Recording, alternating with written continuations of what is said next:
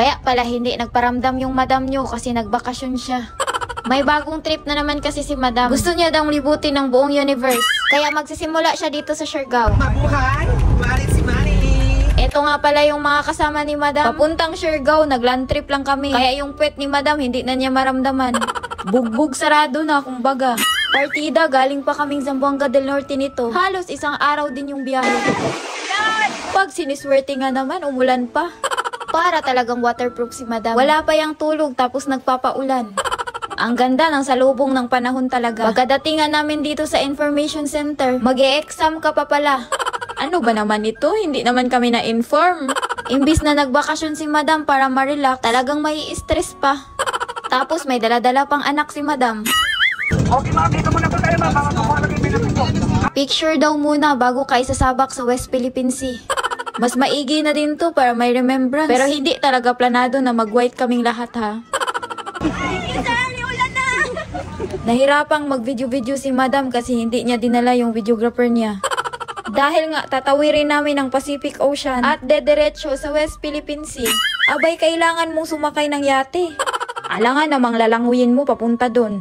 Ay wait lang, kasama ko pala sa galaang ito si Kumaring Maria. Hindi yan na-absent kapag galaan na yung pinag-uusapan. Ang dami na naming nadaan ng isla no, pero hindi pa kami nakarating sa pupuntahan namin. Akala ko nga kinabukasan pa makarating. Abay, ito pala yung unang destinasyon nitong Sugba Lagoon. Ito pala yung sikat na lagoon dito sa Siargao. Ang akala ko sa panaginip ko lang ito mapupuntahan niya. Eto nga at may pa-welcome pa sila. Good morning! Welcome to Sugba Lagoon, Siargao! Mabuhay! Mabuhay, Pilipinas! Pagbaba nga ni madam, may nadaanan pa siyang afam. Pero hindi talaga afam yung pinunta ni madam dito sa Siargao ha. Bakasyon lang talaga to, promises. Sikat talaga tong lugar na to kasi pinilahan talaga ng madaming tao. Hindi kasi kami makakyat dito ba? Oh, tignan nyo, ang daming tao. Kaya dito na lang kami tatalon. Kaya gaga, tatalon na lang tayo dito. 1, 2, ready, go! Wheel! 1, 2, ready, go! Wheel! O, ako na po. 2, ready, go! By schedule kasi yung destinasyon na pupuntahan namin. Eh dito sa Sugba Lagoon, isang oras lang pala kami pwedeng mag-stay dito. Kaya nagpicture talaga kami ng todo dito para hindi masayang ba. Tapos madami kaming nakita dito na tinatawag na kayak boat. Dahil nga madaming pila sa diving board, dito na lang kami mag-rent sa kayak boat para ma-explore namin yung buong Sugba Lagoon. Baka malunod ka dyan, mabuhay! Nasa 500 pesos yung rent ng kayak boat. Tapos sa loob lang yan ng isang oras. Akala nyo siguro libre to, lahat may bayad, talagang rerentahan mo. Ito, hindi ko na ikapapagat na tayo. Pari, hindi ko. Tayo, patakasin ko tayo, mabagat na sa pika. Sa nakikita nyo, parang pinagod lang talaga namin yung sarili namin dito. Pero ito talaga yung ginusto namin. Pagkatapos ng 1 hour, ibig sabihin, expired na yung nirentahan naming kayak boat. Dali, day. Igiton ko. Dahil nga 1 hour lang din kaming mag-stay dito sa Sugba Lagoon, kaya kailangan naming umalis agad-agad.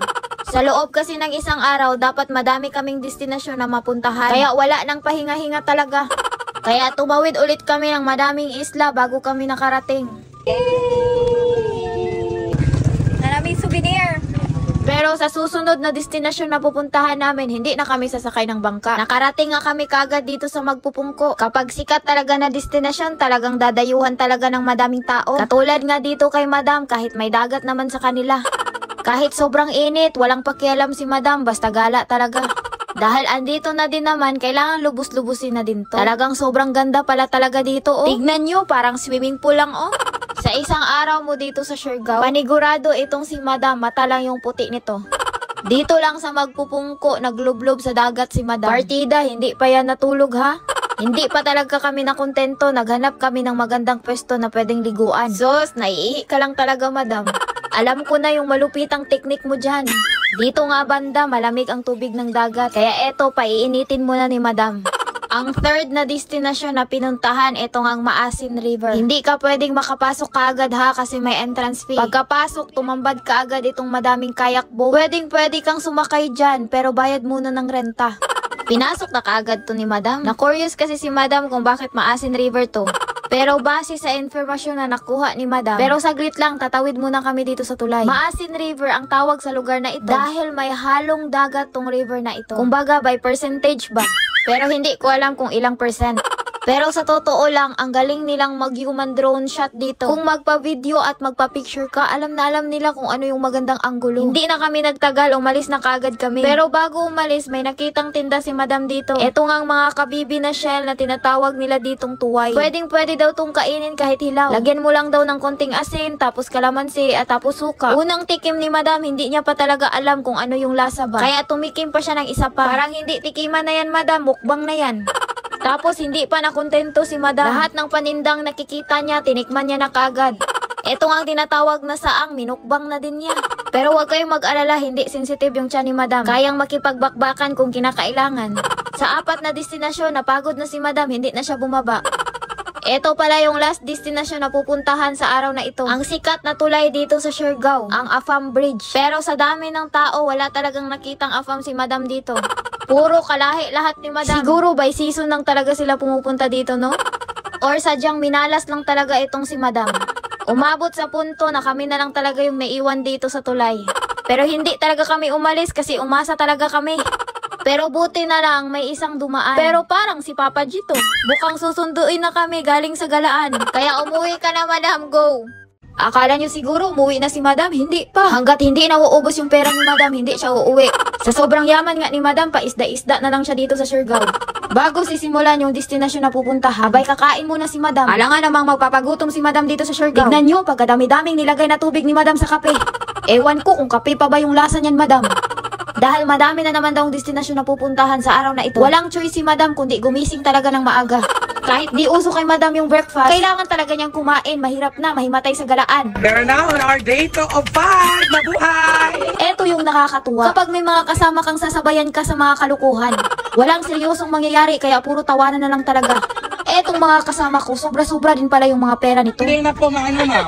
Hindi na mabilang sa dami. Wala na naman, wala na naman. Wala na naman, ni! Yes, ulan na naman. At sana ulan na lang lagi. Simula ng pagdating. Kahapon pa to, simula ng pagdating. Tayo ang may dala. Kami pala yung may kasalanan. Sorry. Yes. Nakakulukan lang dito kami sa Siargao. Ulan na naman. Ito ang nagbabagang balita. Mababagang ulan. Ano, sir? Ulan ka lang, badyang kami. Tama. Kasi yung badyang hindi nababasa. Yes. Water. Waka man ito. Na. Yung music dito, puro bini. Bigyan! Nakaliwagang sa alamin. Idol talaga nila yung bini dito ba? Ewan ko ba, simula nung pagdating namin dito sa Siargao, lagi kaming inulan. Eto nga, at sasakay na naman kami ng yate nito. Island daw kasi yung unang destinasyon na pupuntahan. Paano? Oh my God, maulog tayo dito ba? Uy, Titanic, may second batch pa pala. Pasok pa pala kami dun sa pinakaloob. Ewan ko, kailan kami matatapos sa katawid namin ito. Nasa unahan pa daw kasi yung yate na sasakyan namin. Ang akala namin, last na tawid na to, may tatawirin pa palang last na bangka. Kailan kami makakarating sa finish line ito? Uy, Diyos ko, tapang. Pangalan pa pa. May ang dayo bangka. Yes. Actually, may 5 pa tayong tatawiring bangka. Di umano'y. Pupuntahan ng ating team. Lilipad tayo. Gusto mo, Jessica, so ba to? Hindi, investigador.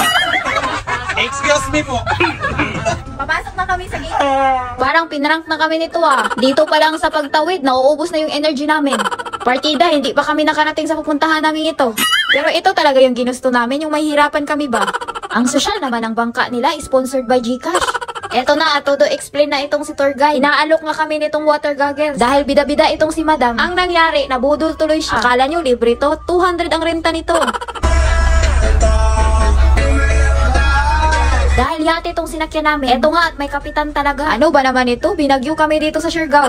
Kasalanan mo yan madam, hinabol mo pa kasi yung summer. Para talaga kaming isasabak sa West Philippine Sea, oh. Yang nakikita nyong isla, abayan pala yung unang destinasyon na pupuntahan namin. Ang tinatawag nga nilang Guyam Island. Ang islang yan, nasa gitna ng karagatan. Dinala ko na kayo dito para kahit nasa bahay lang kayo, parang nagbakasyon na din kayo. Go!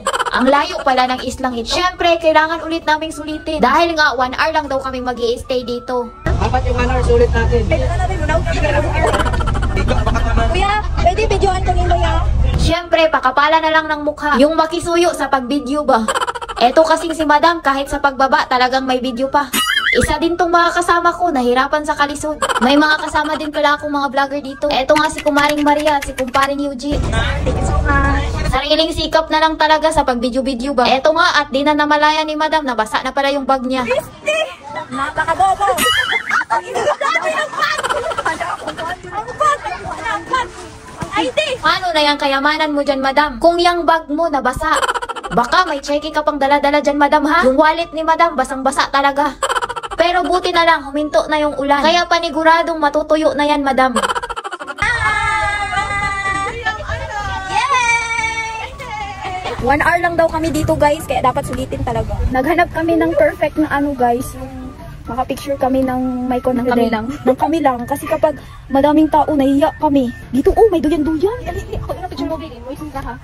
Yung nahihiya kang mag-picture-picture na nakabikini ka ba? Wala pa kaming confident na maglakad-lakad na nakatupis lang. For the picture lang talaga tong amin. Kaya tignan nyo, matik, change outfit talaga. Sa loob ng 1 hour, sa pag-stay over namin dito, wala kaming ginawa kundi nag-picture-picture at nag-video-video lang. Abay, nasa Siargao pala yung membro ng Bini. Binibirot siya. Dahil sa pagkapilingera namin ito, ayan tuloy, naiwanan na kami. Gusto naman sila. Ako slipper. Talagang may stranded pa itong mga Bini. Binibirot siya dito sa Guyam Island. Kaya etong si Kumaring Maria, nagpractice ng lumangoy pa uwi. Kaya i-update ko na lang kayo kung makasurvive ba kami sa ginawa namin ito.